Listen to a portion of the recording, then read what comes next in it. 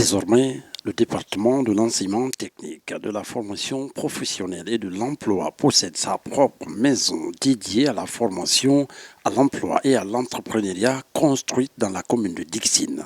Cette maison va apporter des solutions à la problématique de l'employabilité en Guinée, plus précisément pour la jeunesse de Dixine.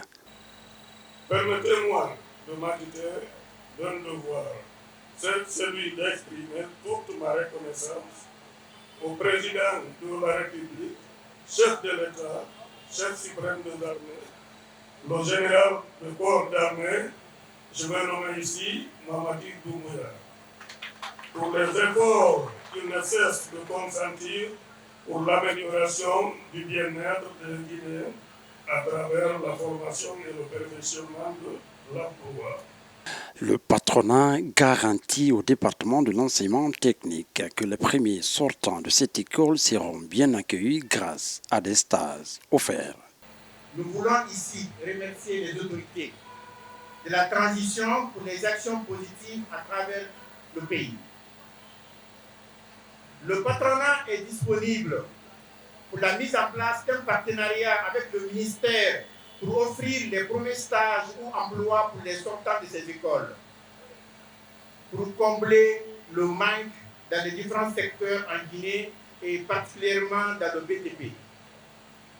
Mesdames et messieurs, et s'il y a un combat que nous devons mener ensemble, c'est celui du savoir. Ce combat, nous devons gagner ce savoir pour gagner pour notre pays. Dans le passé, il était rare de trouver des écoles de formation de l'emploi public en Guinée. Aujourd'hui, cette école apportera une solution à ce problème dont les jeunes de Dixine sont les principaux bénéficiaires. Imaginez un lieu où les aspirations professionnelles se concrétisent, où les opportunités sont à portée de main. C'est la vision que nous avons concrétisée avec les maisons de la formation, de l'emploi et de l'entrepreneuriat. Je dis les maisons parce que ceci, c'est la première étape. D'ici, nous partons à Kaloum, ensuite nous nous déployons à l'intérieur du pays. Pourquoi? Parce que nous avons besoin de proximité avec les usagers. Nous avons besoin de réactivité et nous avons besoin de les écouter pour pouvoir répondre à leurs desiderata. Leur mission est d'aider toute personne en âge de travailler à élaborer son projet professionnel et à être guidé dans sa recherche de stage ou d'emploi et à concrétiser son projet entrepreneurial.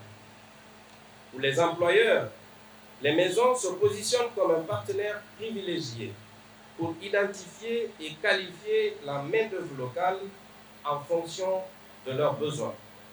Le gouvernement guinéen a placé l'employabilité au cœur de son plan de développement en 2024, a rappelé le président de cette cérémonie. Il suggère au ministre de l'enseignement technique, Alpha Bakar Bari, de prendre en considération le secteur privé. Ensemble, nous faisons un pas de plus vers un avenir où l'innovation, la croissance économique, l'épanouissement personnel seront accessibles à tous les Guinéens. En 2024, le gouvernement a mis l'emploi au cœur de ses priorités. Quand on veut lancer une économie, l'un des piliers, c'est la relance de l'emploi.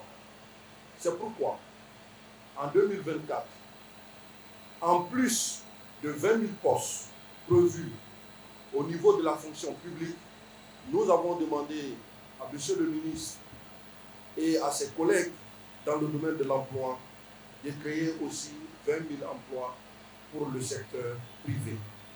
Une visite guidée des locaux du bâtiment déjà opérationnel a clôturé la cérémonie.